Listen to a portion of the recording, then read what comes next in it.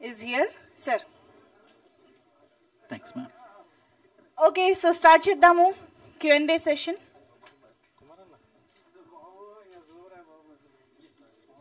Mic ఎవరి దగ్గర ఉంది?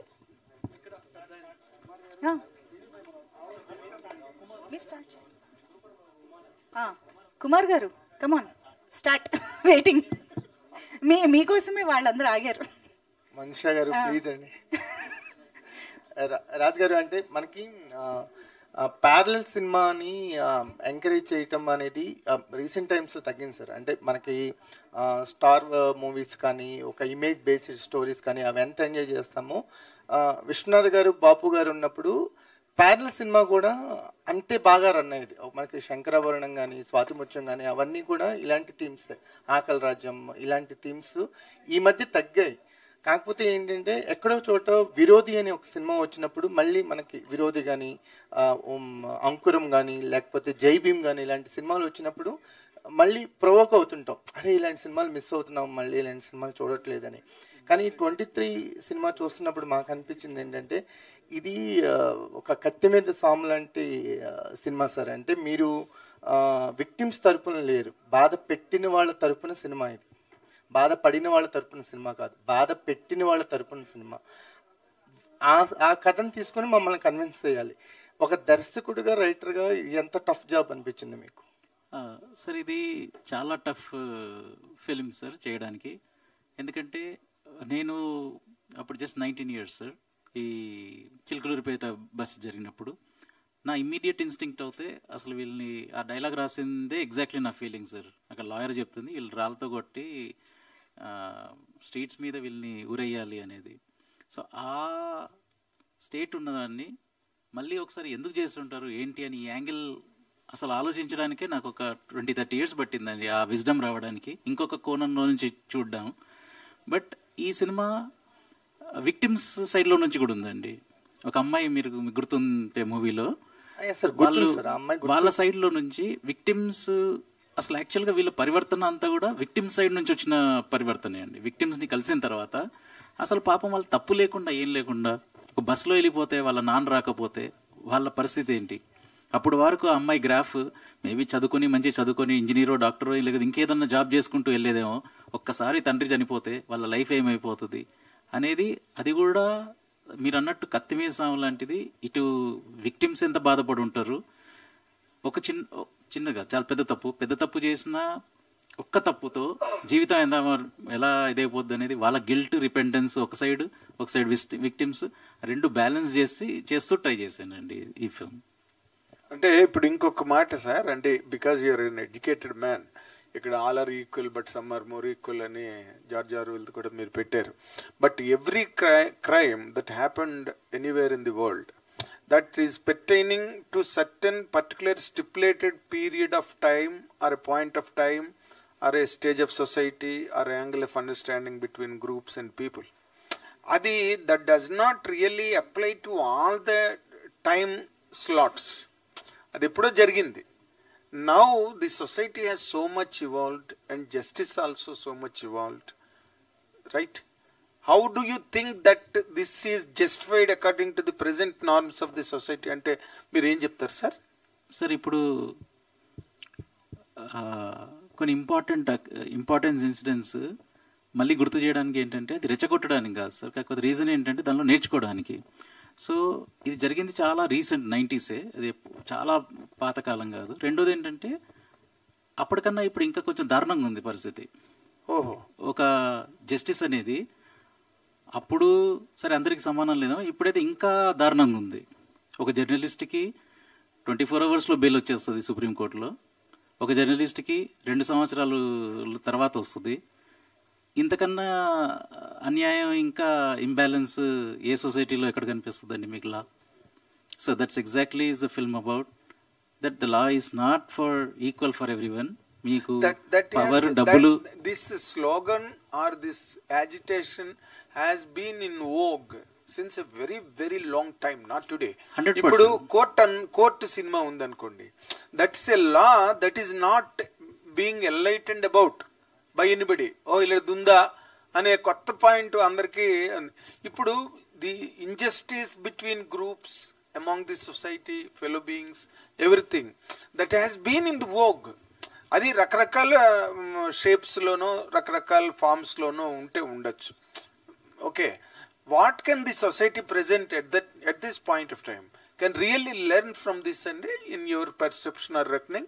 100% సార్. నేను చెప్పినట్టు మీరు అన్నట్టు ఇది ముందు కూడా తెలిసినవే, ఏం తెలియనివి, ఏం కొత్త సబ్జెక్టులు ఏం లేవు. బట్ ఈరోజు కూడా చాలా పర్టినెంట్ ఇంపార్టెంట్ టాపిక్ సార్. అప్పుడెంత 90s ఎంత ఇంపార్టెంటో ఇప్పుడు కూడా అంత ఇంపార్టెంట్ సార్. ఇది మనకి కాన్స్టిట్యూషన్ కానీ ఈక్వల్ రైట్స్ కానీ ఎంతోమంది సాక్రిఫైస్ చేస్తే, సాక్రటీస్ దగ్గర నుంచి వాళ్ళ లైఫ్ చనిపోతే వాళ్ళు తప్ప మనకి ఇవన్నీ రైట్స్ రాలేదు. సో ఇప్పుడు కూడా ఇది ఎందుకు రెలవెంట్ అంటే సార్, మనం అట్లీస్ట్ క్వశ్చన్ చేయకపోతే రేపు పొద్దున మనం రిసీవింగ్ సైడ్లో ఉండొచ్చు. మనకే ఇప్పుడు ఈక్వల్, సపోజ్ ఈ మూవీలో చూపించినప్పుడు ఆర్టికల్ 22 అందరికీ ఒక చట్టం, ఒక లాయర్, లీగల్ హెల్ప్ కావాలి దొరికే కాన్స్టిట్యూషన్లో ఒక రైట్ ఇచ్చారు. అది తప్పు చేసిన వాడికైనా చేయని వాడికైనా అందరికీ ఆ రైట్ ఉంది అని మనకు తెలుసుకోవడం, దాన్ని ప్రిజర్వ్ చేసుకోవడం, కాన్స్టిట్యూషన్లో ఒకటి ఉండడం, దాన్ని మన ప్రజలంతా మనం దాన్ని క్వశ్చన్ చేసి అది ఇంప్లిమెంట్ అయ్యేలాగా చేయడం, అది ఇంకా పర్టినెంట్ సార్. ఇప్పుడు కూడా అవసరము. ఇప్పుడు కూడా ఇంకా సొసైటీలో ఇప్పుడు కొంచెం ఇంకా దారుణంగా ఉంది. ఒక పార్టీ రూలింగ్కి వస్తారు, ఆపోజిట్ వాళ్ళని లోపలేసేస్తారు. సేమ్ మళ్ళీ ఇద్దరు సేమ్ ఉన్నారు, మళ్ళీ ఇంకొకరు వస్తున్నారు, ఆపోజిట్ వేస్తున్నారు. ఇప్పుడే ఇంకా మోర్ రిలవెంట్ ఏంటంటే అసలు కాన్స్టిట్యూషన్ ఏమంటుంది, లాస్ ఏమంటుంది, రూలింగ్ పార్టీలు చేంజ్ అవుతాయి, ఎందుకు చేంజ్ అవుతున్నాయి, ఆపోజిట్ వాళ్ళని ఎట్లా లోపలికి వేసేస్తారు. ఒకరని కాదండి, ఇద్దరు సేమ్ చేస్తున్నారు. మీరు 2 రాష్ట్రాలలో చూసుకున్నా కూడా ఒక పార్టీ వచ్చినప్పుడు ఆపోజిట్ వాళ్ళని అసలు వాళ్ళకి ఏం చేసారు, వాళ్ళు ఆపోజిట్ అగైన్స్ట్ మాట్లాడితేనే లోపలికి వేసేస్తా అంటే ఎట్లా, ఇద్దరు సేమ్ చేస్తున్నారు. సో ఇప్పుడైనా అట్లీస్ట్ పార్టీలకు అతీతంగా కాన్స్టిట్యూషన్లో ఏం రాస్తుంది, ఫండమెంటల్ రైట్స్ ఏమున్నాయి, ఆ ఫండమెంటల్ రైట్స్కి అందరం ఫైట్ చేయడము, క్వశ్చన్ చేయడము, అది ఇంకా అవసరము. ఇప్పుడు కూడా అవసరము. అది మనకు చాలా ఇంపార్టెంట్ కూడా. అంటే మీరు ఇందాక అన్నట్టుగా every question contributes to the growth of human mind and the society's evolution. There is no doubt about it ఏమండి. కానీ ఇప్పుడు ఈ ఇన్సిడెంట్స్ జరిగిన time today in the AP, state of AP, lot many things like ఇప్పుడు కమ్మ కాపు కులాలకి బెజవాడలో చాలా దారుణంగా ఉండేది ఒక టైంలో. But that has subsided now. People are living in certain collision and certain understanding and semblance.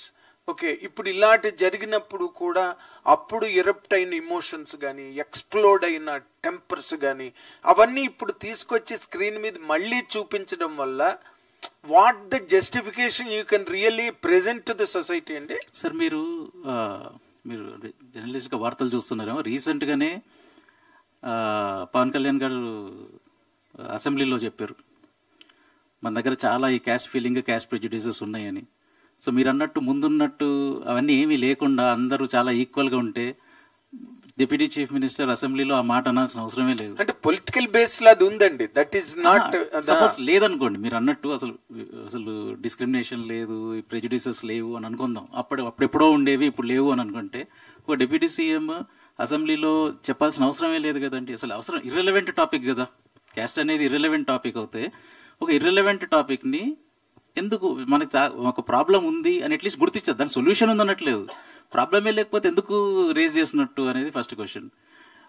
ఇప్పుడు రెండోది, రీసెంట్గానే ఒక దగ్గర ఇప్పుడు పవన్ కళ్యాణ్ గారి కాన్స్టిట్యున్సీ అనుకుంటా మొత్తం విలేజ్ బాయ్కాట్ చేశారు అనేది. సో మీరు ఇవన్నీ ఫాలో కావట్లేదు అనుకుంటా అండి. ఇదేమి మీరు చెప్పినట్టు ఒక యూటోపియన్ వరల్డ్ ఏం క్రియేట్ అవ్వలేదు, అందరు చాలా ఈక్వల్గా ఉండేసి ఏమి జరగనట్టు. But I'm not saying it is an utopian society. But things have really subsided to a greater extent, and Pawan Kalyan garu 100% must have hinted or mooted about the caste system and all that. Okay, that adi political base lo undi. The 100% there, it is there across the world. Ekkada oka chota kaadu, for the sake of voting or for the advantage of the electorate, all that is there. The constitution very horribly has given that provision. That is not the mistake of somebody. But what I am trying to ask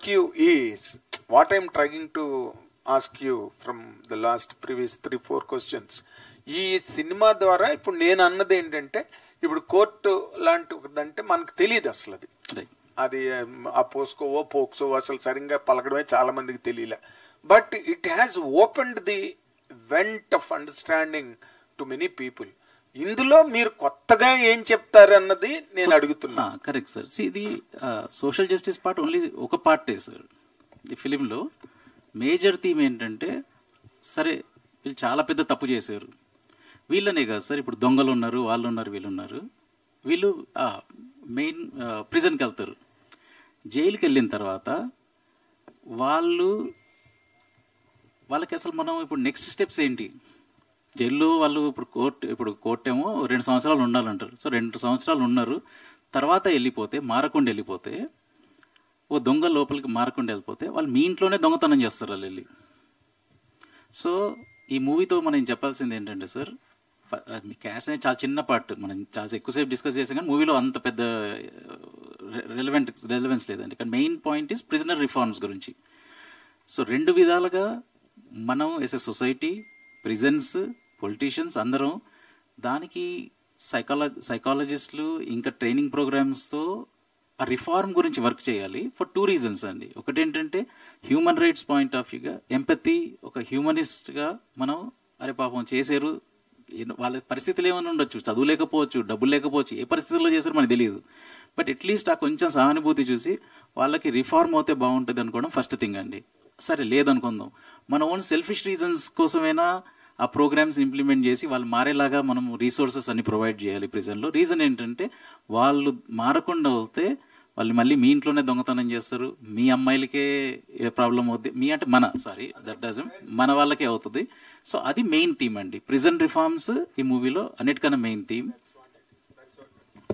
I really personally appreciate you for taking up that kind of a content for the screen. ఎందుకంటే ఇప్పుడు మీరు నార్మల్గా ఇంకేదైనా పాటలు, పద్యాలు, సినిమాలు తీసుకోవచ్చు హ్యాపీగా, but you not done that. You are coming out with enlightening content. I really wish you all the very best అండి. Thank you sir. ఒక ఆన్సర్కి దీనికి కొంచెం ఒక టెక్నికల్ కావచ్చు. కొంచెం ఏంటంటే సార్, బ్రెయిన్కి ఇక్కడ ఫ్రంట్ పార్ట్ ఆఫ్ ఇక్కడ ప్రీ ఫ్రంటల్ కార్టెక్స్ ఉంటుంది, పిఎఫ్సి. అది 25 years వరకు ఫుల్ డెవలప్ కాదు. అంటే అందరికి ఎగ్జాక్ట్ 25 కాదు, 23, 24, 25 అలా మెల్లిమెల్లిగా మనం టీన్స్లో నుంచి, teens of the turbulent years అండి, హార్మోనల్ చేంజెస్ ఉంటాయి. దాంతోపాటు ప్రీ ఫ్రంటల్ కార్టెక్స్ అనేది పూర్తిగా డెవలప్ కాదండి. సో అందుకనే పెళ్లి ఏజ్ అవన్నీ కూడా 24, 25కి ఎందుకు చేస్తారు అని అంటే, ఇవన్నీ ఒక కుదురు వస్తుంది, ఈ విజ్డమ్ అనేది వస్తుంది, ఇది చేస్తే ఇది తప్పు, చేయకపోతే ఇది అనేది. ఈ పార్ట్ ఫుల్లీగా డెవలప్ కాదు కాబట్టి ఆ ఏజెస్లో వాళ్ళకి మేబీ ఈ సినిమా చూస్తే ఒక తప్పు ఎంతమందిని డ్యామేజ్ చేస్తుంది, విక్టిమ్స్ ఎంతమంది చనిపోవచ్చు, వాళ్ళ ఫ్యామిలీకి ఎట్లా ఎఫెక్ట్ అవుతుంది, అందరూ ఎఫెక్ట్ అవుతారు అనేది ఆ ఏజ్లో పూర్తిగా తెలియదండి. కానీ మనం ఏం సమర్థించాం ఆ క్రైమ్ని, 100% తప్పే. కానీ ఆ ఏజ్లో చేసిన వాళ్ళకి ఏంటంటే మేబీ రిఫార్మ్తో సెకండ్ ఛాన్స్ ఇస్తే వాళ్ళు మళ్ళీ సొసైటీలో ఇంటిగ్రేట్ అయ్యే ఛాన్స్ ఉందండి. నేను స్పెసిఫిక్గా ఆ ఏజ్లో ఉన్నప్పుడు నేను కూడా కొంచెం రెబెలియస్ ఉండేవాడిని.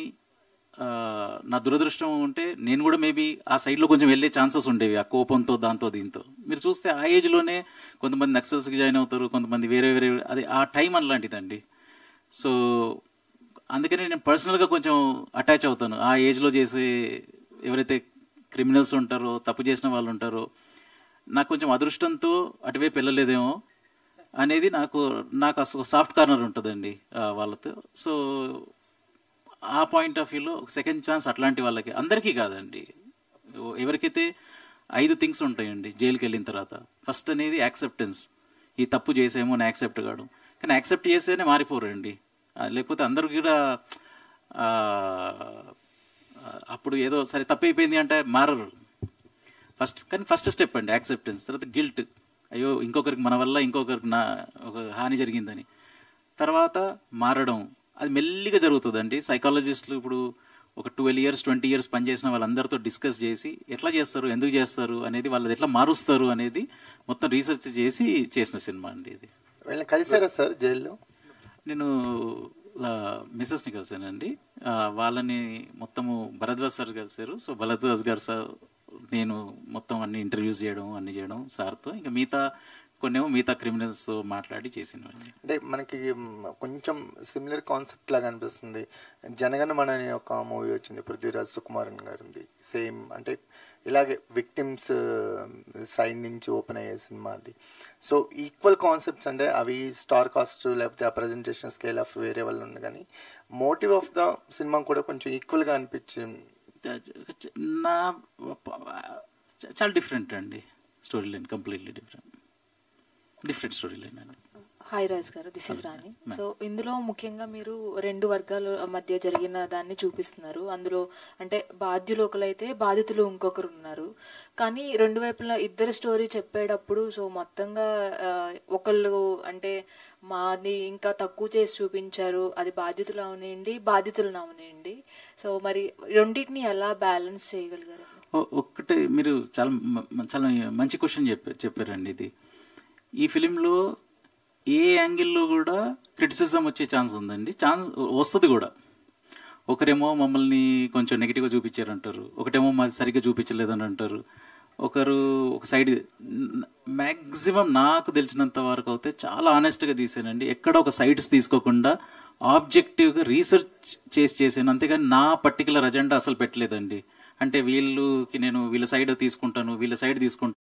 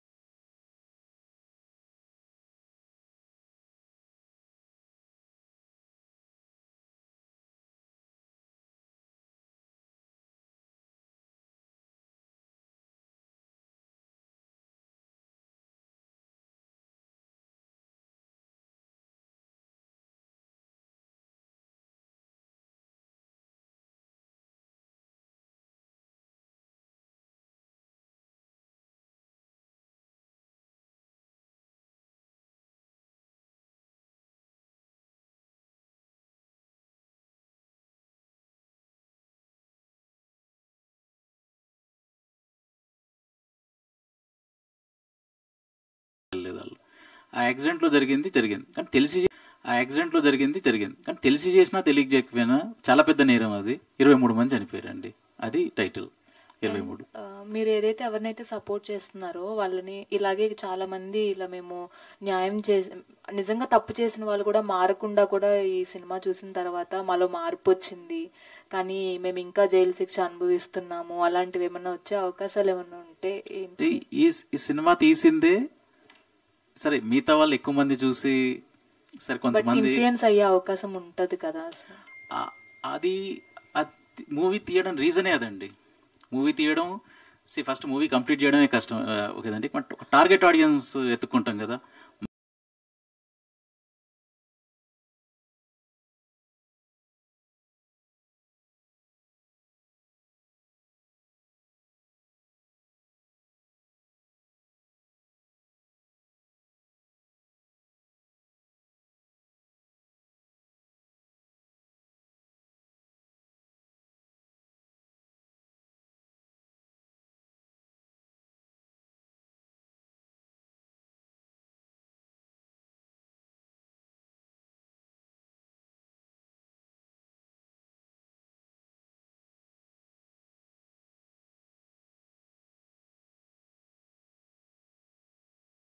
రిలేషన్ తీసినప్పుడు టార్గెట్ ఆడియన్స్ ఏంటంటే ఫస్ట్ నా మైండ్లో నేను రాసుకున్నప్పుడు ఏంటంటే, ఎక్కడో స్కూళ్ళల్లో ఎవరో 10th బాగా రాయలేదని సూసైడ్ చేసుకుందాం అనుకోవడం, 12th బాగా రాయలేదు అనుకున్న వాళ్ళు ఎవరో ఒక్కరో ఇద్దరో అయినా మూవీ చూసి 6th క్లాస్ ఫెయిల్ అయిన అతను కూడా ఎన్నో సంవత్సరాలు ఫెయిల్ అయ్యి కూడా ఏదో సాధించాడు అని ఇన్స్పిరేషన్ తీసుకొని వాళ్ళు ఏం పర్వాలేదు 12th ఫెయిల్ అయినా పర్వాలేదు 10th ఇంకేదో చేసుకుంటాం అని 2-3కి ఇన్స్పైరింగ్ ఉన్నా సరిపోయింది అనిపించిందండి.